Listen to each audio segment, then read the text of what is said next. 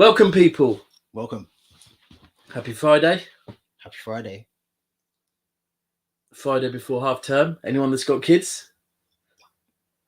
Busy week as ever. Mm-hmm. You are locked into Chew the Fat. The Lookout Show presents. Yep. On Never a Foul, Twitter, and YouTube today. You know what? Wednesday's show, how good was it? Wednesday show, it was really good. So we done it a little bit different. We had a drop-in show. It was called the drop-in sessions, and we were just inviting people to, me and Dax were just talking like we normally do on a Wednesday. Put the cameras on, and we invited people to jump in the drop-in sessions, and we can just talk about whatever we want, whatever you want, really. And I think we're going to keep doing that going forward. Yeah, right? We have to. You know what it is? You know what that showed me? Yeah, is when we first made this. Right, the whole idea was for the cave to feel like a usual Wednesday or Friday when Mandem are over and we're just sitting and chewing the fat. Yep. Right? Yep. Now, for the opening probably 2 minutes of that, when we were thinking, are people going to get involved or not? It was like we were doing a podcast. Yeah. After that, it was exactly how I expected this place to be. Yeah. Where it was literally just comfortable talking. Yeah. And that is what this is all about. So we've gone back to an official episode this week. We've got a guest. Mm-hmm. And myself and this guest only spoke on Tuesday, Trafford Tunnel's last episode. Yeah, Tuesday. It was Tuesday at 7 or 8. 7. In fact, so firstly, he was on a podcast the week before, which I liked. Then on Tuesday, after the show, I jumped in StreamYard, spoke with him offline, found out what he was doing, and I just thought, this guy is perfect for Chew the Fat. Yeah. What he's doing. Admittedly, I was thrown off by his name. Yeah. So I was thinking, what's going on here? But yeah. So let's get him in. Welcome, Keanu. Hello. Happy Friday. Happy Friday indeed. It's the end of the week, one of the best days. Yeah. Do you know what? I think Friday is the best day.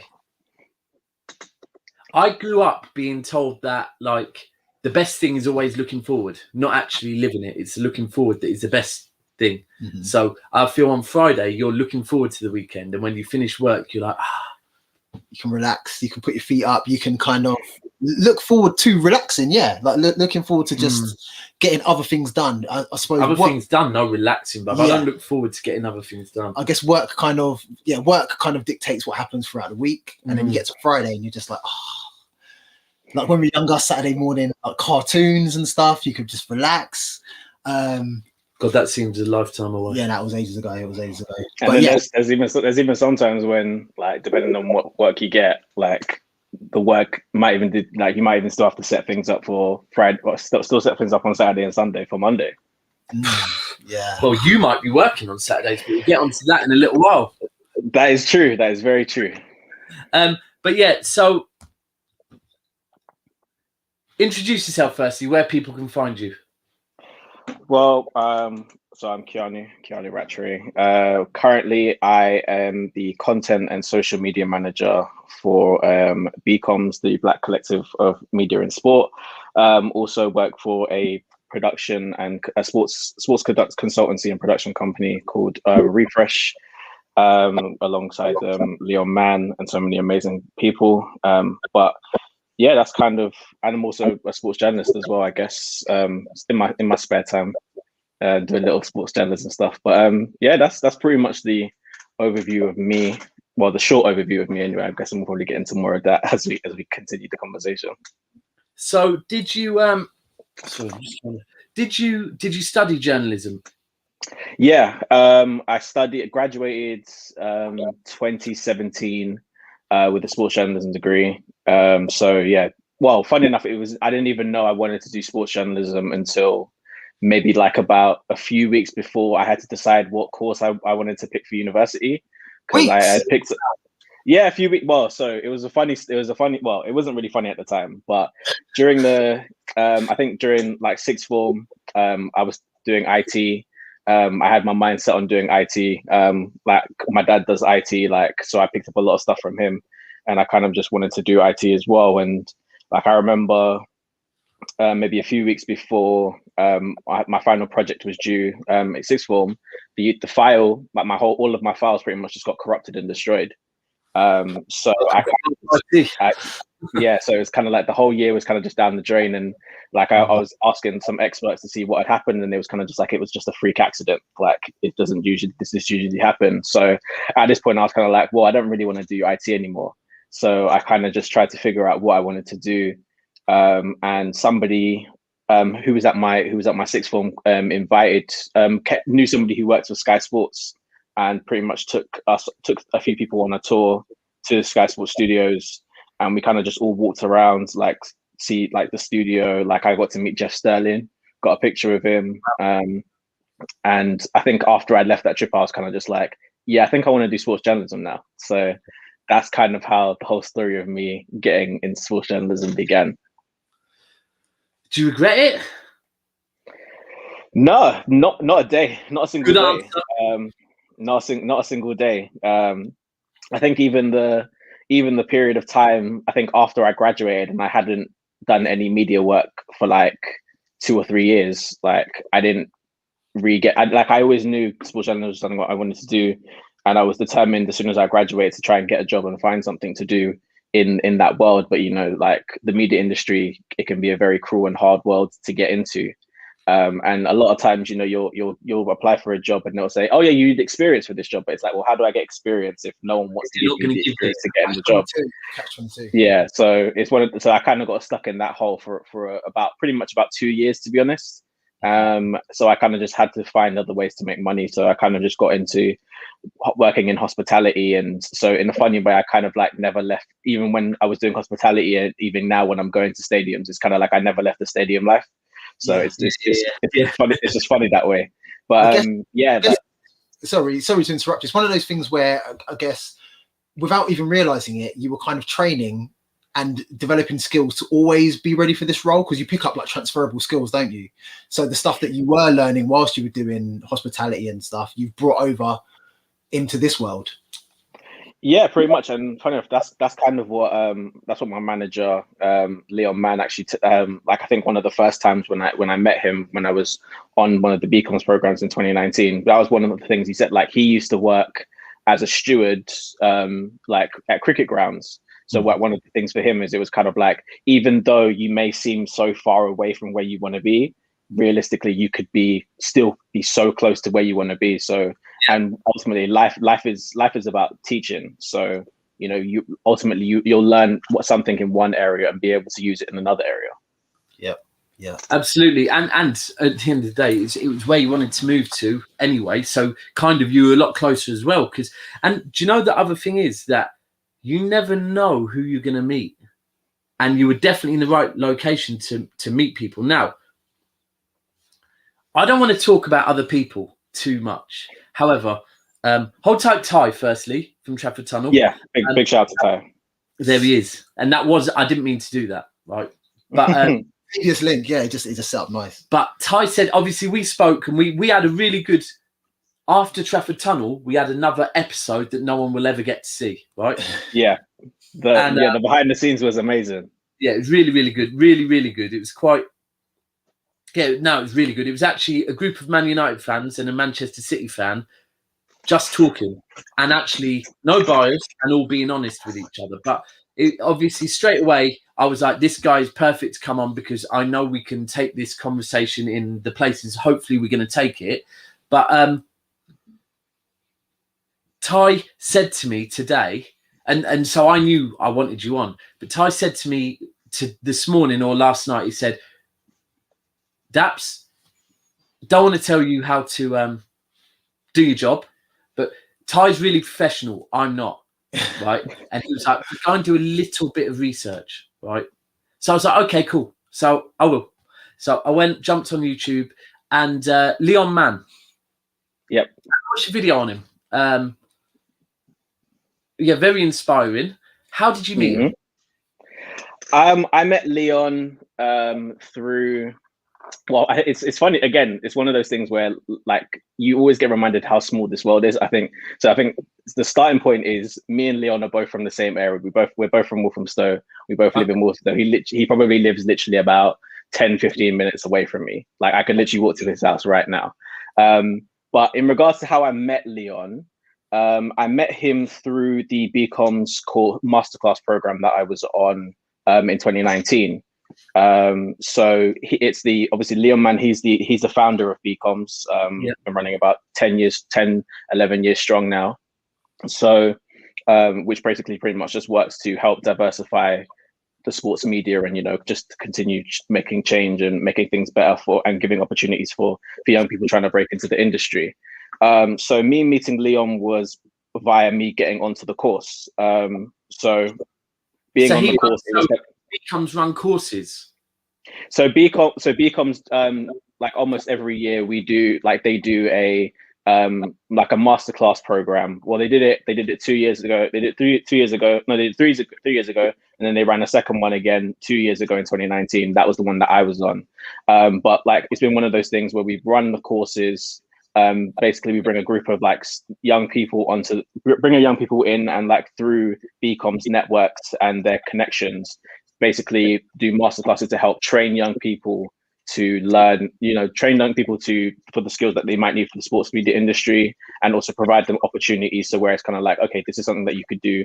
And there's also another way where it's like, we can send you here, but then you can make some content and then they can then amplify it. So through their networks, to be like, oh yeah, you did that work. And then it's kind of like, you're literally just drawing all the lines together. But yeah, and that's what they're about, right? They are about ultimately giving people a platform to get involved in media. Exactly. That's the beauty. That's actually the beauty of BCOMS. I think I did it. I think when I first joined, one of my first tasks was because they had just announced a new board chair, Drew Christie. Like one of the first things I remember he was saying is that BCOMS is like the bridge between the community and the sports industry.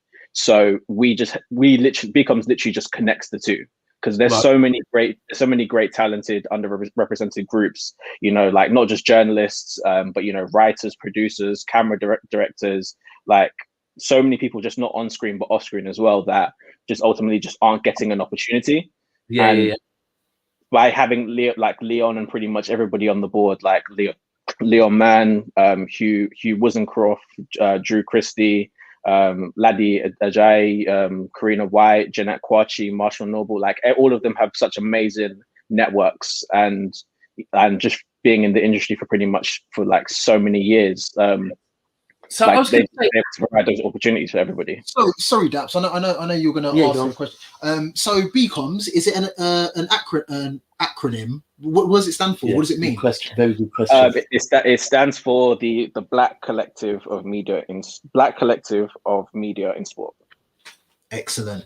And do you know what? I'm loving the hoodie and stuff. Yeah, so was I. I was clocking that. So what do we need to do to get a hoodie? Is it just for people who are on the course, or just for people who are involved, or can we have one to to wear and to advertise the whole stuff as well? He's after freebies.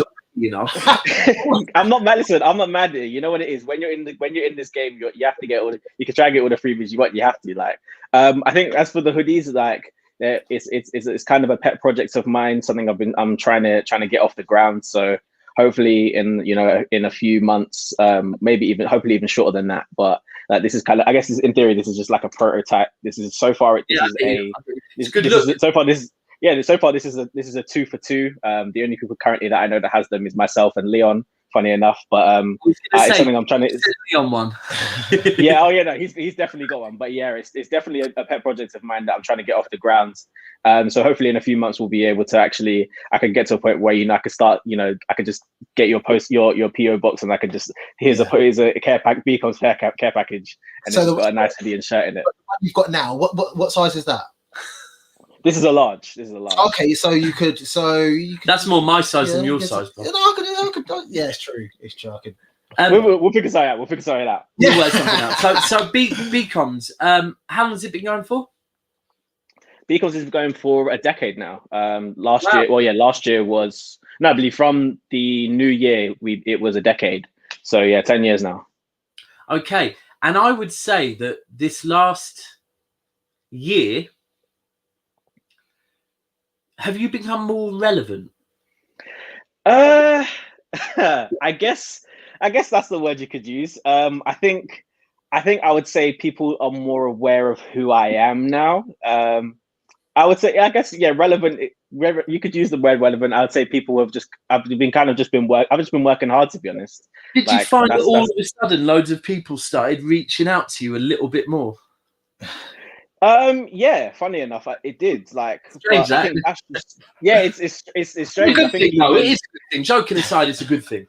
No, absolutely. It's an amazing thing. I think even like, for example, for like the way that this show even came about, like for me even being right here, right now, like this started from like this ultimately spanned from, you know, being on, you know, Eyes on the Ball, shout out to Eyes on the Ball, and then obviously being on Ty's channel the other day, and then now we're here. Like I think it's just a matter of like these small conversations and just like interacting with people that, and I think, yeah, even on a bigger scale, last year was I think, yeah, that's last year. I think in regards to my media career, I think it was a massive year. It was probably one of the best years I've had in my life, to be honest. And I think last year was probably there was two things. Obviously, firstly, there was BLM, right? Yeah. And that probably had then the knock-on effect in Sky. Is probably one of the most mainstream, media companies to start. Well, and ultimately the backlash and all of that came with it. Yeah. But then also you do have COVID, and I think last year podcasts and online media journalism got so much bigger because, I mean, I definitely watched podcasts before COVID. Yeah. But I definitely am more involved after COVID. Or during COVID, so I think those two things have probably worked brilliantly and hand in hand. Yeah, I mean, so that is, I kind of wanted to get you on to talk about it because I think it's a very hot topic. And the fact is, I mean, I know Soups is all for it as well. One person that always springs to mind, right, is Gary Neville. And the situation with Gary Neville and Sterling, I think it was. Right. And when Gary Neville came out and said, you know what, in the past, I've never really spoke about certain things because I thought, oh, I'll avoid that. But actually, we need to speak about it. And I think what we saw with Sky is not just on the football pitch, but away from the football pitch in the media, how the media are previously very one-sided in their views. I don't want you to talk about things that were a bit awkward for you as well at the same time. Because this is fine for me. This is fine for me. I do not want to influence your career, but would you agree the media has definitely recently been exposed for how they have agendas and they seem to be very... There's a bit of double standards going on with the style of reporting that they have. So they might report, for example, they might talk about one footballer spending money and doing something, and they'll present it in a negative light, whereas they'll talk about another footballer doing similar or the same things, and the story or agenda might be a bit more light-hearted or a bit more positive. Like, do you see evidence of that going on in the media? Have you noticed that sort of thing happening? Yeah, no, I think, listen, the media needs to change. That's the first and the foremost thing. Like, it's been an issue for the longest period of time, but I think the best thing right now is that the conversation is still very active. Like, you know, with these type of things, you know, it's like, okay, like even with the kneeling, like we could talk about the impact of it, but you know, the idea that it's still a thing, it's still a conversation, that it's like, oh yeah, that still means something. There's still a reason, there's still an idea of why we're still doing this, because we understand what it means to us. We understand what we've had to struggle through and suffer through for like betterment of a decade. You know, like there's so many people, like even people that I work with, you know, that the type of stories of, you know, feeling uncomfortable in a workroom just because they're the only person of color in the room, or even, you know, just being called names, or just being completely unrepresented. Let's get more. So I'm on a journey. That's one thing I will say is I'm on a journey myself, right? Massive journey. But we can take it further from calling names, because one thing that we need to realize is it doesn't even need to be name calling. It's just being treated differently. Being treated differently. It. That's it, really. Like I remember seeing someone once talk about being at work parties being like, all the girls will go for you because you've got a big, and it's like, even that, like, the white guy probably thinks that's a compliment. It's not. You're treating me differently. Allow all of that. Like, anything. It's just being treated differently. Why have you said that? Positive discrimination, isn't it? Like, that's but it's just, there's no, and I think what you were saying then about how it's really good the conversations are happening, and that we need to keep them happening. I think you're bang on. The conversations need to continue until naturally there's no more conversation, because there's no need for conversation, because it turns into action. Not happening. Or, no, not even, because if there's action, it still needs actioning. Yeah. There's no more action because there's no need for conversation, because it just becomes normal. Exactly. Yeah, it becomes normal. Like I think the big thing from last year was, I think even when Sterling did an interview, it was just that, this isn't just a football problem. It's never just been a football problem. It's a society issue. It's a world issue, and it's been that way for a long time. And we're at the point where it's just like, if you think it's not happening, then you're kind of just choosing to believe it just doesn't happen. Yeah, exactly. I mean, look, we have these conversations so regularly. So go on, what's this one? All right, so Ty's put this, it's scary, it's gone on so long, and people do kind of, it's easy to kind of just let it happen, and now there is a bit more activism and stuff like that. There is, like, the conversation is out there. So, like, moving on from that, and that's what I meant with the Neville thing. Yeah, that Neville actually came out and said, "Do you know what? We've not spoke about it because I didn't want to say anything wrong, but actually by doing that, that's wrong." You're avoiding, avoiding the conversation, kind of buries the conversation. And ultimately, I think one thing we always talk about is the way that people say things, and you can tell if someone's saying something because they're being racist or naive or however you want to put it, or if someone's actually saying it by mistake. Now, if someone's saying it by mistake, then generally someone can forgive them for that and can educate them. So if someone says something that could be like, dude, shouldn't say that.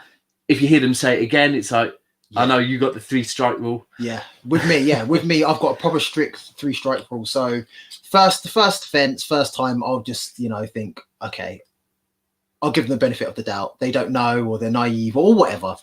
The second time, I might think, okay, have you implemented any of the lessons that I gave you the first time? And still give them almost the benefit of the doubt, but be a little bit more harsh.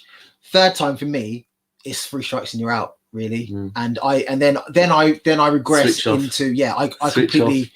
It's not. I'm not an ambassador for race relations. I'm not the United Colours of Benetton. I'm not employed to tell everyone what to do, what's right and what's wrong.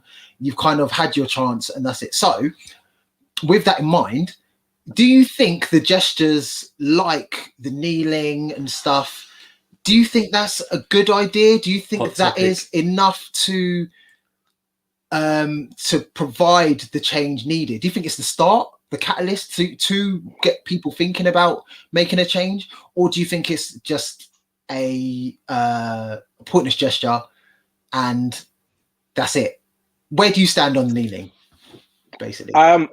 I think, the catalyst is definitely, the catalyst is definitely the right answer.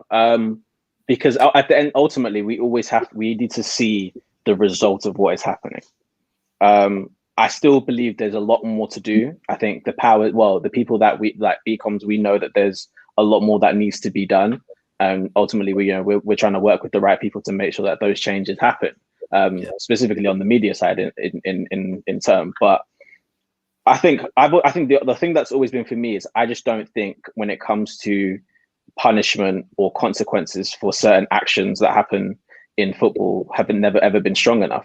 100%. And they've never ever they've never, and ultimately it's also been that they look at it things as in certain things as in gray areas. Like, you know, something will happen, like something will happen and then they might get like a 3-game suspension, and then something else that's probably, and somebody who might have been racially abused, they get, you know, a 10-game suspension. It's like, well, you know, like there's no thing is, for me, there's no guidebook to it, which I think for them is what the problem is. But ultimately they don't have people in the right rooms to tell them that this doesn't correlate. Do you know what? Yes. A prime example is, and do you guys, as Man United fans, do you not understand why my beautiful team hate UEFA so much? No, enlighten me. So the reason we hate UEFA so much is actually off of the way that they dealt with the Yaya Toure incident with, I think was it CSK Moscow? Where basically, so there was a couple of incidents, to be fair, with Yaya, and one basically involved a team racially abused him, and it was another City player for a large amount of a game, right? The City team were then, I think, about a minute late coming out of the dressing room. The fine the City team got compared to the fine the club got for the racial abuse. Laughable. Right? That was the first incident. Then the second incident was when that was with someone else. I can't remember who that was. The second incident was then with CSK, where he was abused a whole game. So they banned all of their fans from the away game. But they only announced it about 5 days before, too short a time scale. The City fans already had bought their accommodation, their flights, couldn't get into the stadium. Apparently 1 or 2 City fans managed to get in, and that was broadcasted everywhere. But in the stadium was a couple of thousand CSK Moscow fans, and they got no punishment for it. They just let them in through saying they were media or this or that. And it was just, at that point, Manchester City fans were like, and I mean, we've seen it. Who is it at the moment? Is it Shakhtar? Who is it at the moment? Zagreb. That's it at the moment. Yeah, that against Rangers, wasn't that? Yeah. Yeah. That's what I'm saying. It's one of them things. Like, I think, funny enough, I feel like in a way, sometimes they're scared to give out too big of a punishment. But then for me, I've always said, for me, like, one of the punishments I think is you ultimately have to provide a consequence which actually hurts the team. Yeah. Like finding a club which makes thousands and thousands of pounds, £10,000 a day, yeah, or like it doesn't like that's literally what they might carry in their pocket. Like, and you can take that out and send it to them. Insane. They're so pathetic. I'd actually even say this with, what did City end up getting fined for? I mean, right, so the reason City got fined obviously was just for not giving evidence. However, that's irrelevant. The fine was what? I don't even, let's say, I think it was probably about 10,000. Let's say it's 100,000. Tens of thousands. Even the fact that it's money, even the fact that you can barely remember it now, even lets you know that it just wasn't enough of a punishment. Even if you find, like, I'm gonna remember, like, if I'm a fan and it's somebody, and there's a fan who is racially abusing a player on the pitch, I'm gonna remember that fan got a lifetime ban and is never ever coming back to this stadium ever again. Cool. I'm even gonna go further and say I'm gonna remember if that club, the club that he supports, gets a point deduction. I'm gonna remember that a lot more than that fan got fined £100 and has to do diversity training, whatever that is. Yeah. But I think the training, it should be, if a club has any forms of racism brought up, there should then be possibly. Do you know what? I don't want to say if a club has one bit of racism from a fan, they instantly get a punishment. Mm-hmm. However, they should get tasked with, right, you are now going to have a task force in your club at games, and if there's another incident point deduction. Yeah. I don't think that's too harsh. Like, because I don't think that's harsh either. they can't control fans the first time. But after the first time, it needs to be to a point where, well, if you can't control your fans now because we're aware of it, there's going to be people watching you. And if you do not control them, then them fans don't care if you get relegated. So we're going to take 3 points off of you. Because and that's the point. That's the point. That's the point, because you're gonna, like, yeah, it can happen one time, slap on the wrist. It's like, don't do that again. Otherwise, it's literally like it's like the thing that you get told when you're a child. Don't touch the fire because the fire is hot. Yeah. So if you choose to touch, if you try, like I've told you, it's hot. Don't. Yeah. If you choose to touch it again and you get burned, that's entirely up to you. Yeah. So if you get told, cool, don't listen. Basically, to put it simply, don't be racist. Don't be racist. And if it happens again, it's going to be like, okay, cool. Because for some fans, they care more about the fact that their football team is doing well than the fact that there are players that's being discriminated on the pitch. So they'll be like, oh, you know what? Let me not say anything to that player over there who's performing badly, or let me not abuse him on social media because my team is in a Champions League position, and if we get a point deduction, then we ain't going to make it to the Champions League this year. That's what some people care about. That kind of thing also empowers the fans as well. Yeah. To even if they can't relate to the racism thing, they can relate to the point deduction and the other stuff that's affecting the team. So they might be then empowered to look at other fans where they might turn a blind eye beforehand, but now they think, oh, this is going to affect our team's points. This is going to affect our team. It's mad that you have to do that. It's actually mad that you have to do that. But it is. But at least they'll be like, they'll start calling that. I'll be like, oh, don't say that. What are you doing? You're gonna mess up the team. It is? And it's ultimately, like I always say, that what you do in arguments is you try and open up different paths of ways of thinking. Yeah. So ultimately, what you're saying to the fans is, which one's more important to you, being racist or your football team? And it sounds crazy that you're even asking that, but that's what it's doing. And ultimately, if you choose being racist, well, you're going to get a ban, and the club that you're supposed to love are possibly going to end up getting relegated. But it does need to be that. Now, I want to take this back because we're not here to talk about football as much, because although you love football, you're in media. So what is it truly like in media? In regards to racism in media, do you? I mean, obviously, the team you work for and the companies you work for. I mean, shout out to BCOMS, the Refresh one. Yeah, Refresh. BCOMS and Refresh, pretty much. So obviously, BCOMS, Refresh, the Football Blacklist, like all of them ones. They're obviously sensational. Yep. With it. But do you find collaborating with other media outlets difficult in some instances, or any experience I've had, I think, with media, like collaborating with any media organizations, hasn't been difficult because, like, to put it nicely, they've wanted to work with us. Right. Not in the sense of like, yeah, you can look at it as like, oh, it's a look, they're just trying to get a black person on screen. But like ultimately, I can only look at it as, at the end of the day, I've worked hard to be where I'm at. And, if my managers believe that I'm the best person for this opportunity and they feel like I'm skilled and equipped enough to do it, then I can do it at the end of the day. So like, if you put me on a level playing field with anybody, I feel like I'm always going to bet against myself. That's what it is, I think.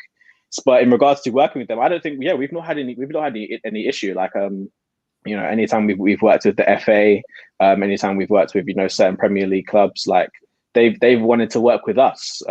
So for them to make it would be detrimental to them to want to work with us and then make things difficult.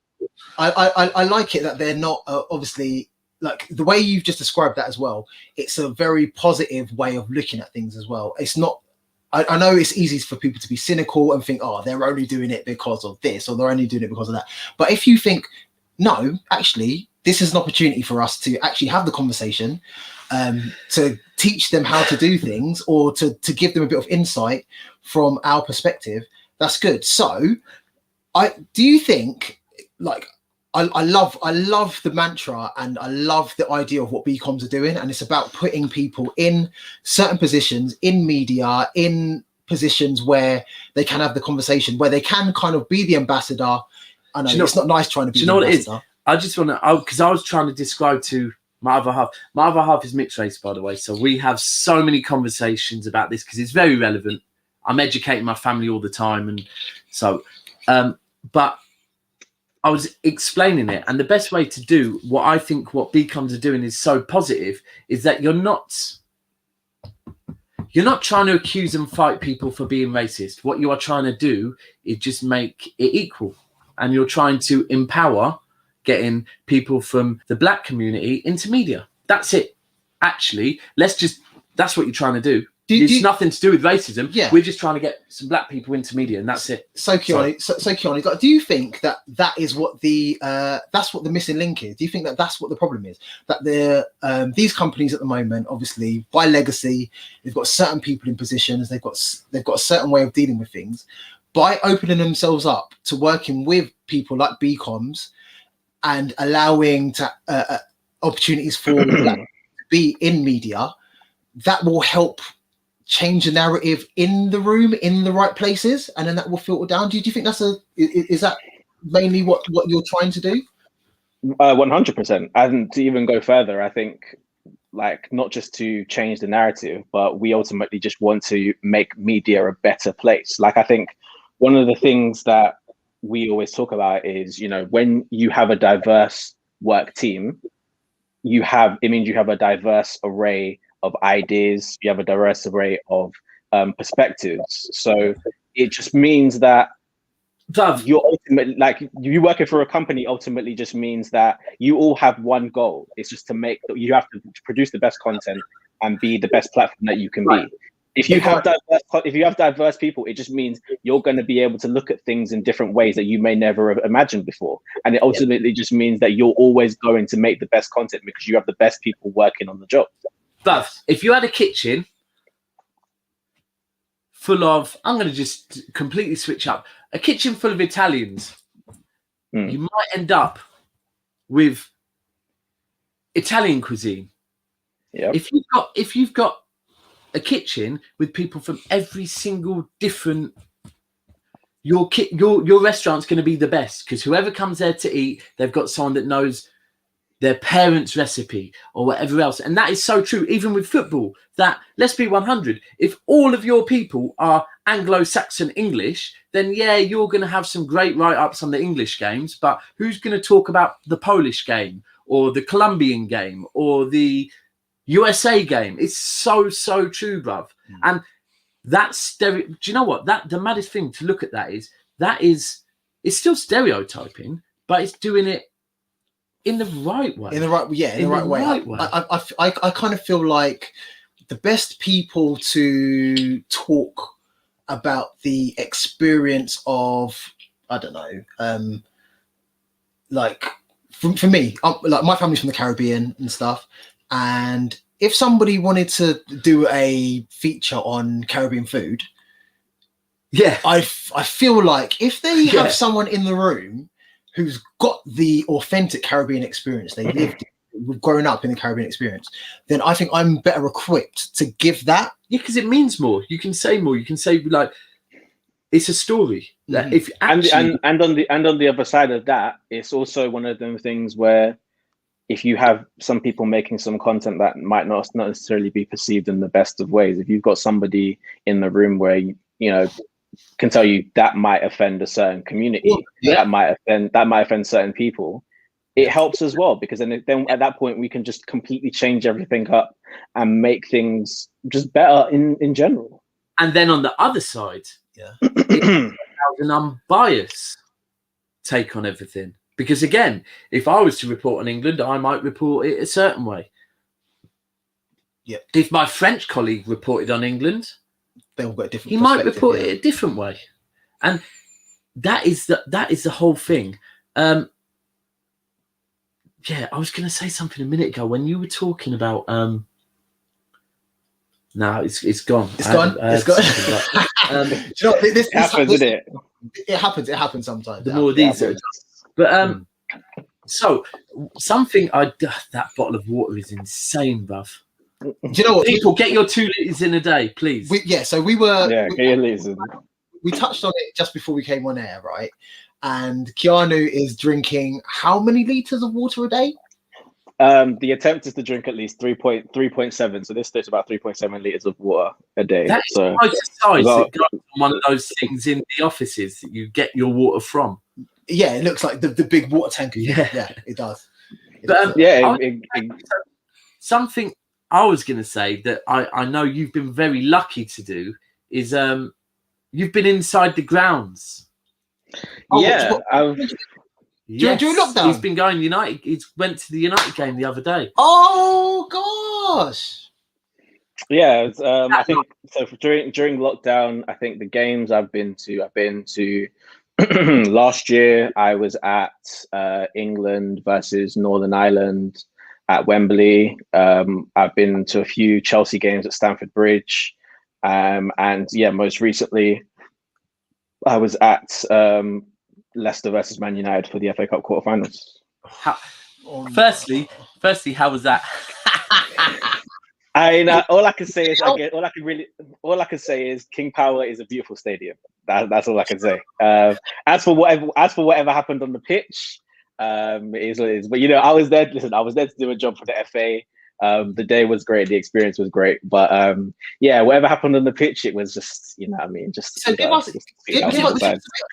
us some, because obviously as fans who are not allowed in the stadiums, we get to hear obviously artificial noise on the TV if we choose to, or if not, like we just hear people in the background.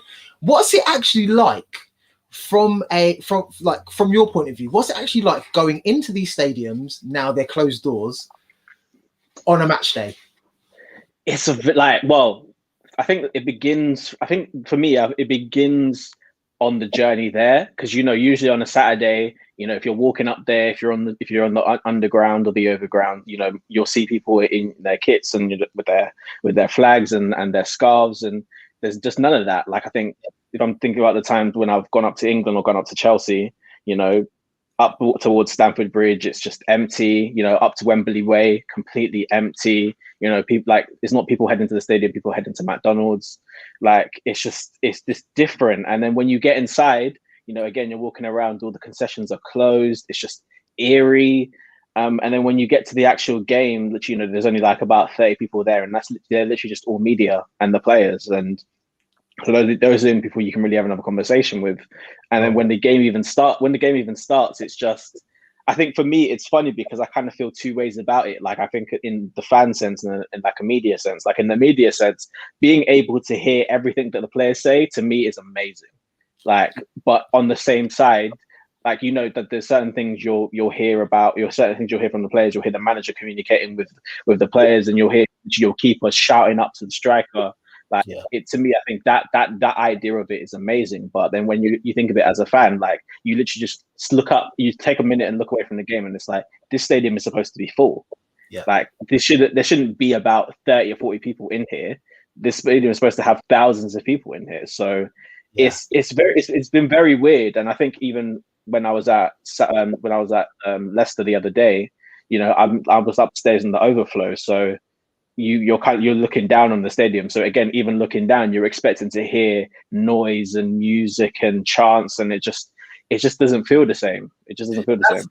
That's what I was often. I mean, I think about bizarre things, and whenever on Sky, and I think it's Sky and BT, they've now in most stadiums seem to have this huge platform that they sit on. And I've just randomly thought, have they built that at every stadium over the top of? But when you look behind and it's empty, I often think that must be the most bizarre experience, being in a place that you're used to having 40,000+ people, and there's no one there. You're like, just there, yeah. Just. But it's true. The way you can hear the shouts, and I mean the one that always springs to mind is Lampard speaking to Klopp. To Klopp, yeah. Thank you, COVID, for bringing us to that moment. Giving it the big one. Giving it the big one. 1-1 trophy, giving it the big one. I mean, foreshadowing, isn't it? Yeah, it's you're very privileged to be doing that. It's I feel like I can only say I'm blessed by the opportunity to be able to even be there, because, like I said again, like I'm not to say that, BCOMS isn't a big, massive, not to say that we're a big organization, but, when you go there, you've got people working there for all of these major publications: Sky Sports, BT Sport, ITV, BBC, the Mirror, like the Times, like all of these. Yeah, like I'm amongst these people, and like normally at the end of, like, sometimes even though I know I'm going to work, at the end of the day I'm still a fan, so it's one of them things where I can only look at it and say I'm in a blessed opportunity to be there, because there's so many other people that are supposed to be here, and I'm one of 50. No, I mean in this. I mean in the sense. I mean not in the sense of being in the media section. I mean in the sense of the stadium being full. Like in that sense. Like, but in regards to the media thing, yeah. Like I've worked hard. I'm trying to be. I'm going to be there. Like I never tried to really talk about myself, but it's one of them things. Like a lot of people have been telling me this year that this is something that you've been talking about for years, and then after the period of 2 years when I was not doing any media work, like people were still saying, you're still working to make this happen. And so now everything that happened last year and so forth, all the stuff that's happened this year, is kind of like, it just makes everything seem so much better. But I do get you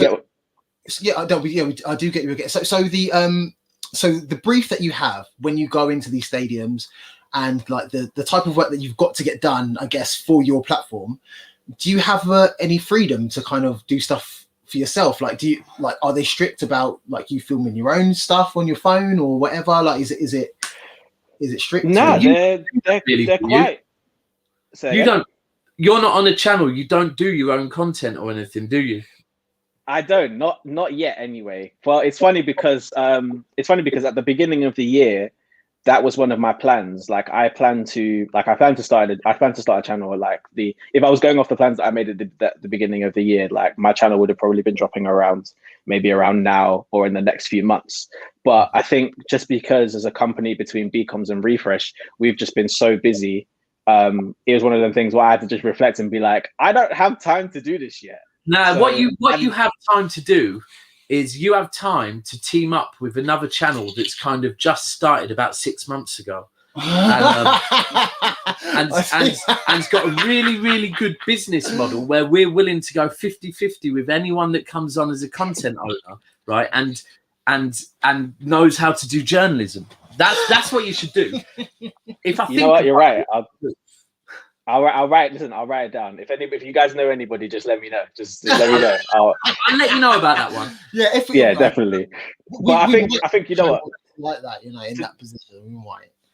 I mean, who knows? Isn't it? Who knows? But to the YouTube thing, it's like I think like because we've been doing so much like with Refresh for example, we're working with the PGMOL, which is the governing body for the referees. So we've been putting on their webinars. I've been doing directing for that behind the scenes for them, and like stuff like that, and then other stuff that we're doing with the football blacklist and just pretty much other people we're working with, and especially with BCOMS.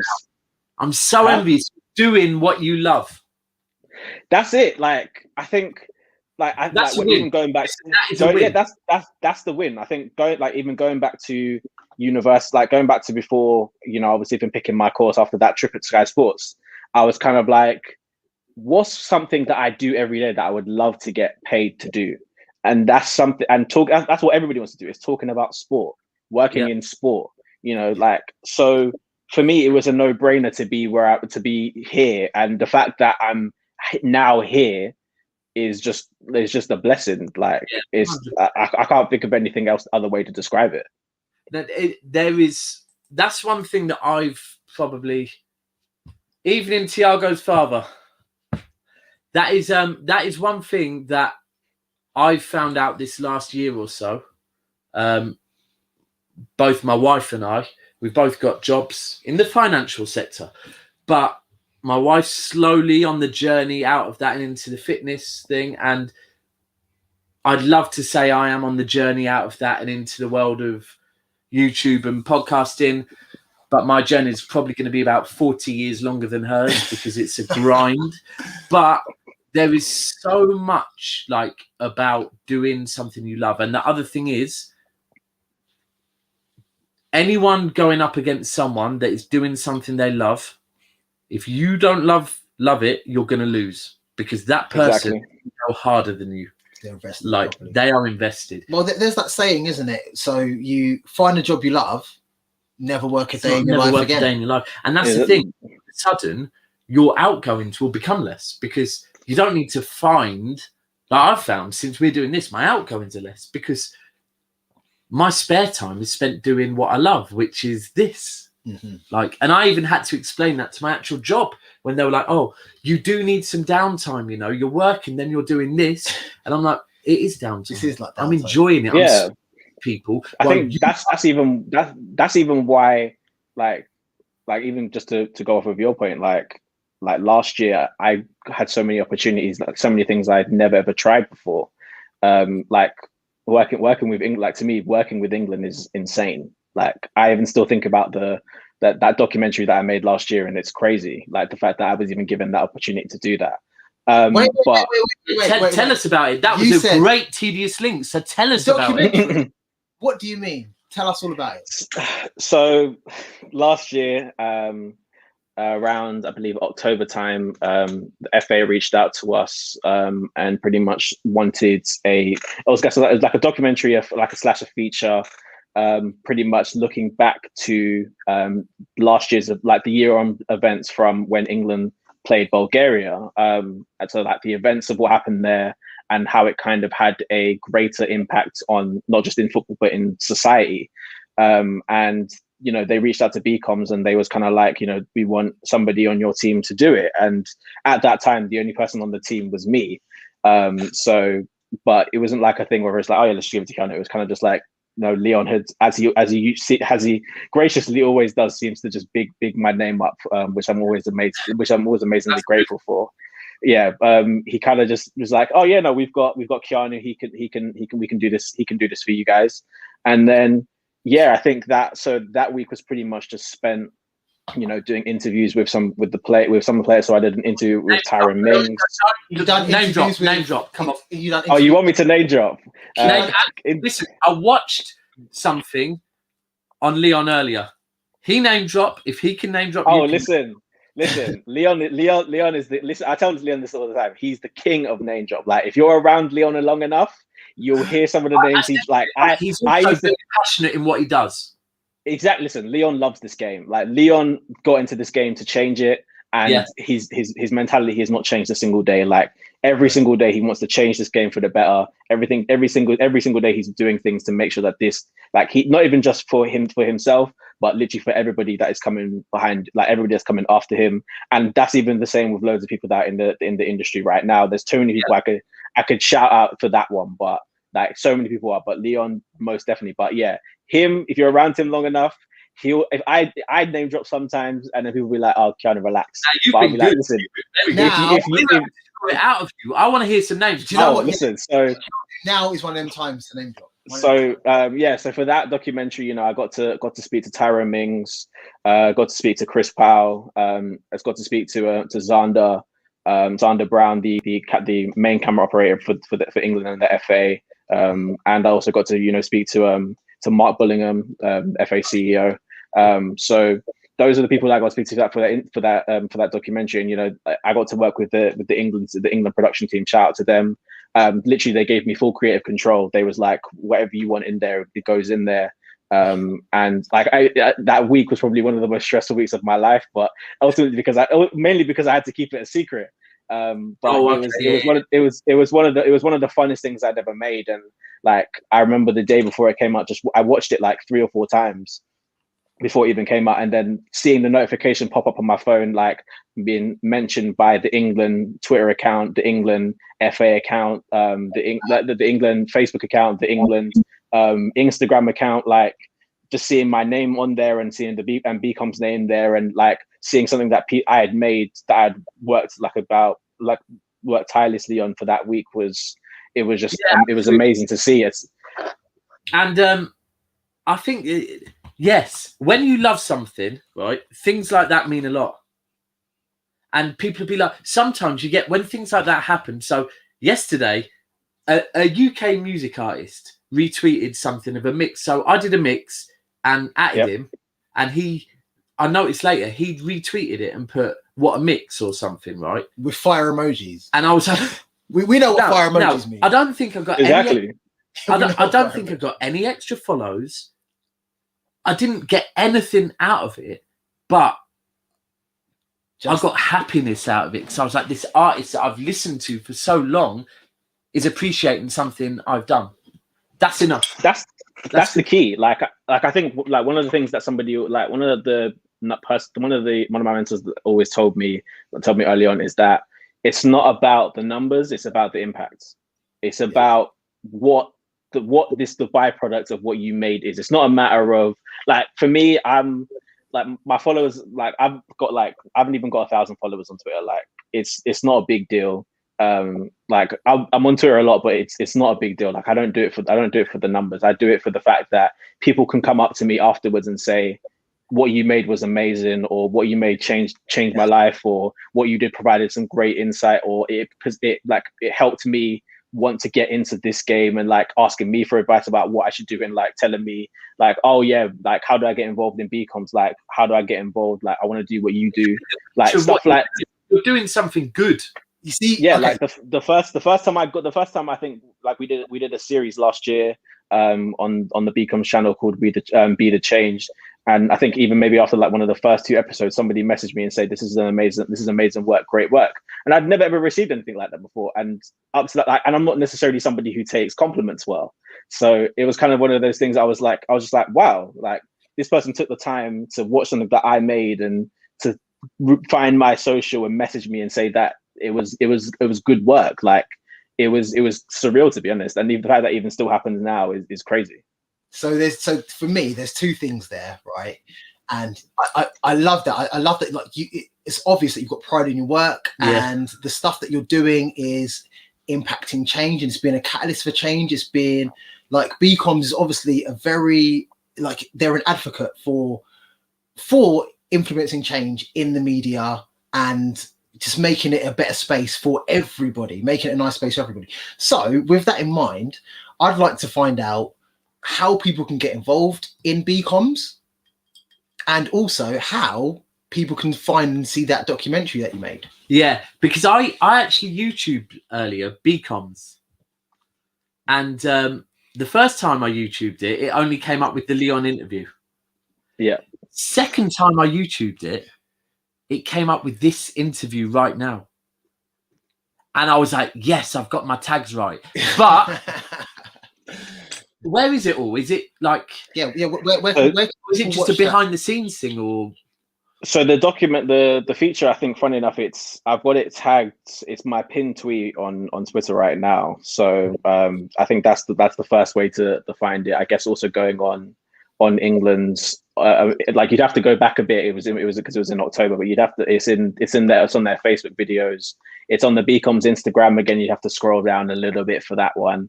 But I think, yeah, in regards to getting involved in BCOMS, I think as it is right now, unfortunately, because we've got so much stuff going on behind the scenes that we've not necessarily announced yet, I think the best thing to do for us, the best thing to do right now is ultimately, follow us on social media, on Instagram, on Twitter, on Facebook at We Are BCOMS. Join our mailing list. If anything, follow me. At like yes like Rees, and if you have my DMs are open, so if you have any questions or you want any advice on BCOMS or just advice in general, like I'm always free to give out any knowledge that I can. But BCOMS is pretty much like I always say that BCOMS is almost like one of the best kept secrets in the media industry sometimes. Like I think we do so much important work, and we've cultivated, but we've pretty much a lot of the black faces, a lot of the people of color who are on or on TV, like we've got some form of connection to them. Get me Michael Richards autograph.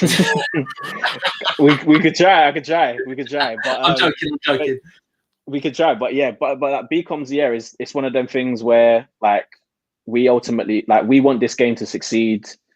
We want the sports media to succeed, and we know that there's so many talent. We know we have so many talented people. Like from our last 2 programs. We've got 60 amazing young people, all doing their thing. Like, some of the ones we sent to the quarterfinal FA Cup games when we did a takeover for them. We had somebody yesterday doing the social media for England for the England San Marino game. Like, we've got people working for Versus, people working for, like, Shout Mewa works for Versus.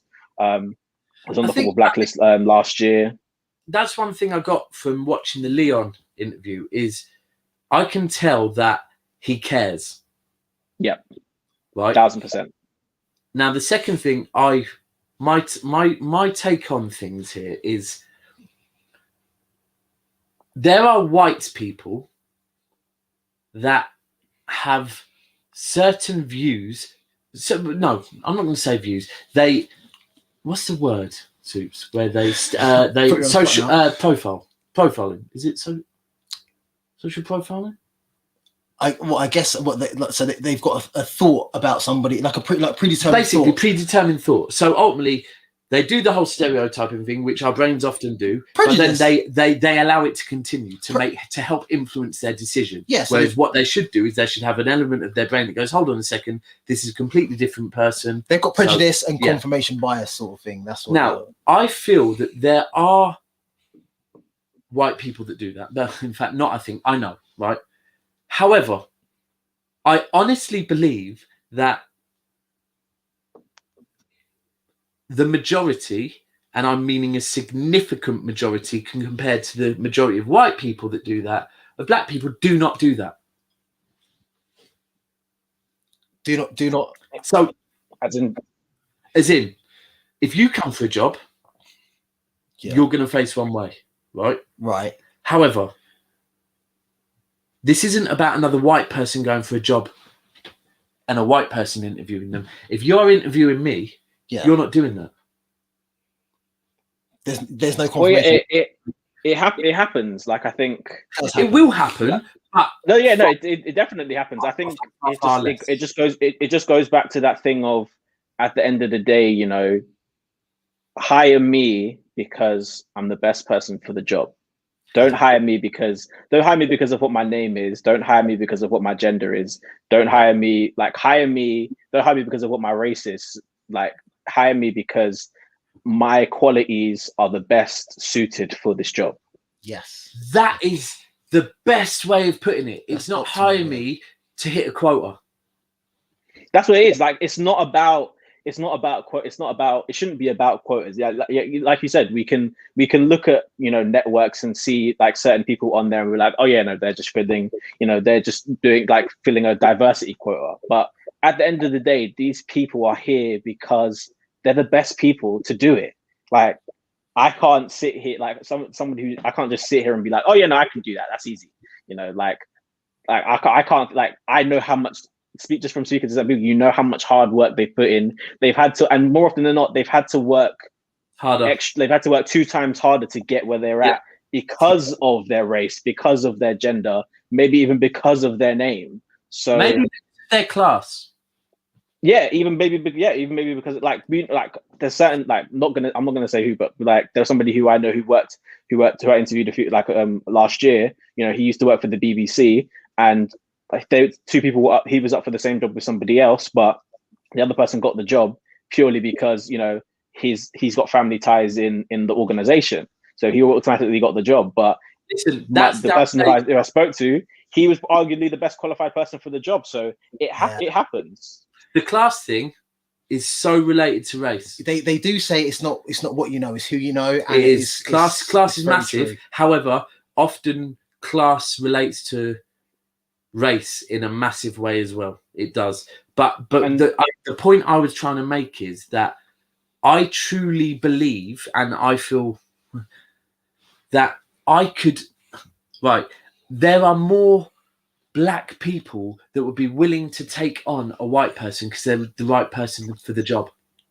I do not feel at any point, and maybe it's white privilege, but I feel that I do not feel discriminated by black people. That black people will be like, do you know what? If you want someone that's going to talk far too much, this guy's perfect for the job.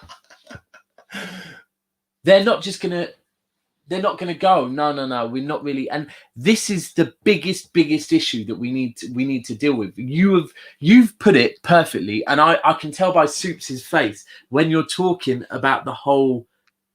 We don't want an advantage. We just want an equal playing field. Like that's it. Like the same, like you just said in regards to, like you said, Soups, about it's not about what you do, it's about who you know.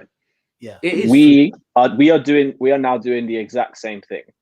We have like I said, BCOMS is a bridge to the community, to the sports industry.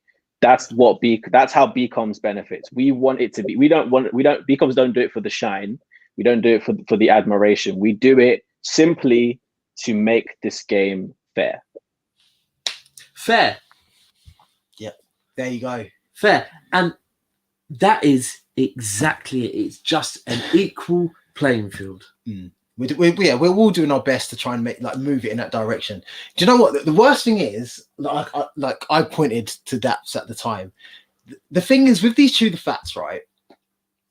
And we explained it to you earlier. Like we do other things, like we do radio and stuff like that after this. Sometimes it doesn't give us enough time. Like we just start peeling back the layers. We just get to a certain point. We haven't even talked football. We haven't talked yet. No, but we talked about some real stuff. We haven't talked about football. We talked about some real stuff here, and I think we've produced some great content. So thank you, Keanu, for coming on. But I know that there's so much more. There's so many more layers to unpack. So much more to unpack with you. So obviously, I don't want to put you on the spot. I don't want to twist your arm. And this isn't you signing a contract to now be part of our channel at all. Yeah, obviously, yeah. It's not doing any of that, right? It's not doing any of that. But I feel like there's so much more to unpack and so many conversations to have with you. I feel like we need to kind of pencil in a follow-up show so we could talk about BCOMS a bit more. We could talk about Keanu a bit more. We could talk about I think that's the key. We spoke about BCOMS a lot.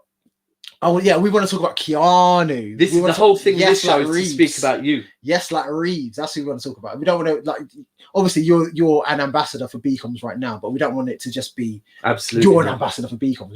We want to get to know. We want to chew the fat with Keanu. So, do you think we could do this again? Absolutely.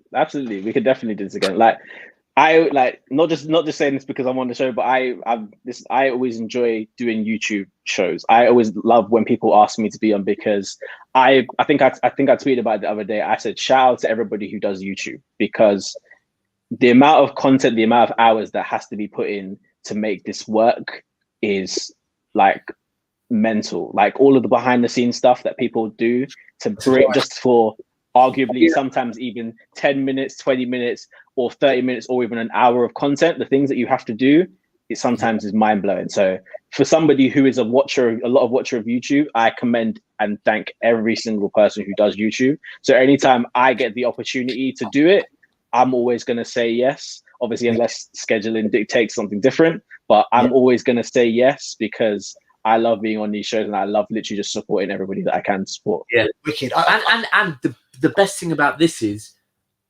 I feel with your subject, there is so much more that we need to keep doing anyway.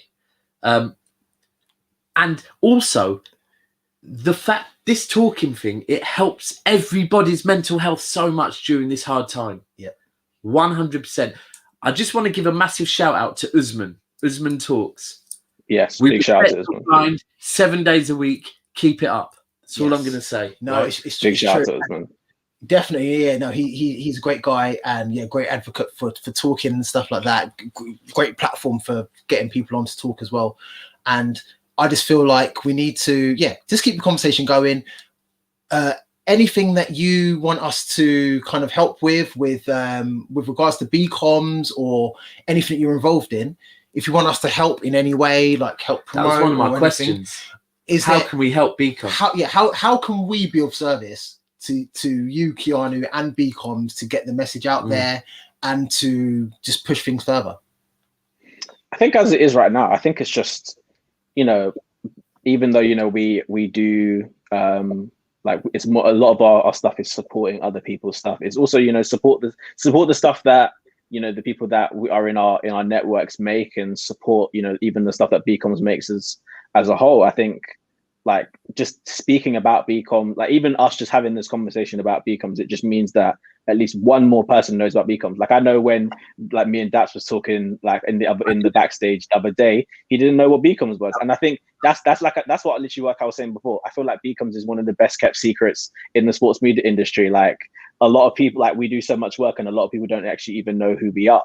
So, yeah. But then again, that's also not what we do it for. So in the same way in which everybody, like some people want BCOMS to be like, you know, yeah, we did this, like we, you know, we're there, like the same way I feel like that is the same way I want it to be, like, you know, the same way I can get tasked with, you know, saying, oh yeah, we need to send 4 people to FA Cup games for the weekend, and I can send an Everton fan up to Everton to watch her team play and actually work for the FA and get paid for it. I can send a Chelsea fan to go do a takeover for Chelsea and get paid for it.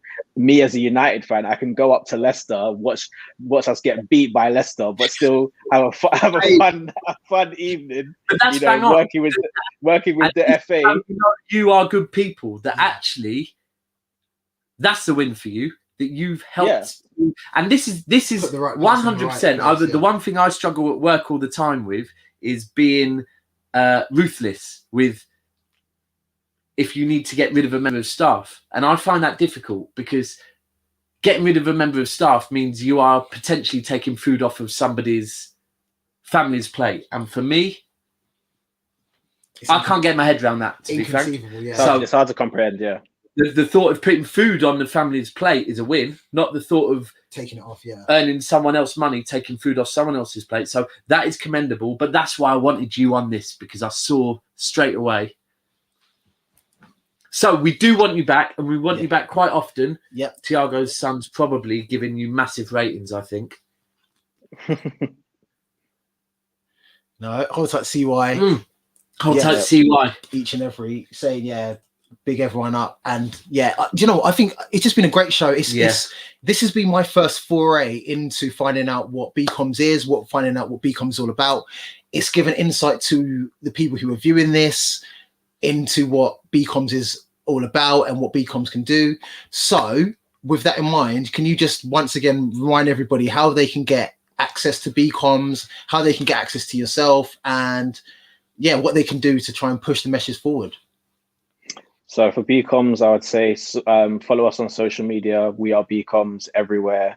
Follow us, join our mailing list. You know, head onto our website. It'll be on our page. That's one of the important ones. You know, when we've got a lot of updates coming up very, very soon. A lot of people that we've been fortunate enough to work with and support us that are going to help provide a lot of opportunities for some people who are trying to get into this industry. So definitely sign up to our mailing list for all our updates, and especially our social media. As for myself, yes, like Reeves, again, everywhere. My DMs are open. If you need any questions, any help, any advice, I'm open and available. And again, even anybody who wants to, you know, bring me on a YouTube show, please feel free to hit me up. Like I'm welcome to do any of them. Wicked. I've got a master plan. Okay. That's got lay on me. All right. What, live? Yeah, go ahead. Up to you. I feel like what we should do is, right, on Never Fail, we should do maybe, I don't want to push yourself or whoever else you want to get involved, but I feel like we should have whether it be once every 2 weeks or once a month, a kind of 45 session with BCOMS, just for you to talk about whatever you want. I think it could work. I think, again, it depends on schedule. I think it can work. I think we're always looking for new people to get involved with. So I think I can never have a conversation with the powers above me anyway. But yeah, I think ultimately, any opportunity where we can get to, you know, not just big up BCOMS, but just talk about what we do is always an opportunity that we're always looking forward to explore. So there's definitely from Thiago's father. He's saying, he needs to connect with you, and I'm sure he will. And so now we've done that. He knows what to do. Also, CY has said this question? Like, do you need any experience to be able to get into the industry and get paid? I think I would say it helps. It helps to have like I think the best part about the sports industry right now is there's so many different ways to get experience, because you can look at people who you can be a writer, you could be a YouTuber. Like for me, like say for example, when a close friend of mine, Anita, she's on the Gold Diggers podcast. Shout out Anita.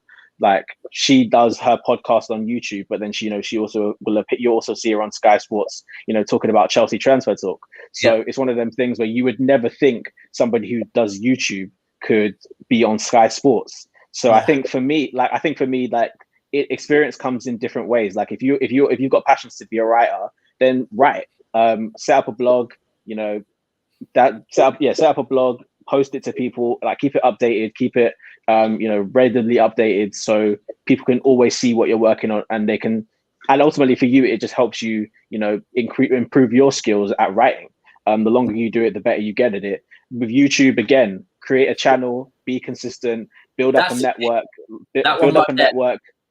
and that's the one I'm getting used to.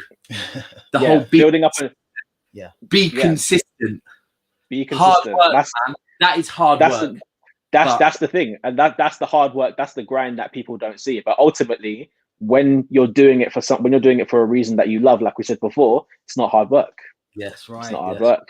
Yeah. So any experience is good experience. Like I said, but most importantly, I would say build up a network. Building up a network is one of the most important things you can do. Or sometimes it's even more important than the experience that you need. Like we said before, sometimes it's about who you know and not what you know. You know what? That is what Leon said at the start of his interview, that he was very lucky to have a big network, and what he wanted to do was share his network with everybody else. So it's funny because there's a joke that always goes around that like I'm Leon's right hand man, and like I'm like Leon's mini me, and I feel like every day I kind of see it a little bit more. But at the end of the day, it's amazing. I love it. Anytime somebody calls me, I love it, because like at the end of the day, Leon's been like some people are even like afraid to sometimes just drop him a DM or drop him an email or a message. But for me, I get to work with him every day.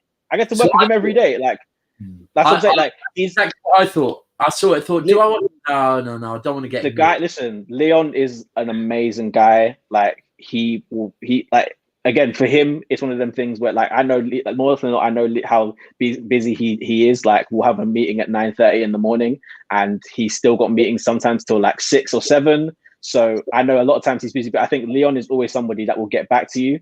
And if he has the time, if time permits for him, he is always going to do what he can to help, even if it's just a small piece of advice, or if it's like trying to put you in contact with somebody else. Like he is an amazing person to do that. Like, so yeah, like you said, like the network for him is one of the most important things, and that's literally one of the first things I learned from him. So I can always say that he's always been an amazing mentor for me.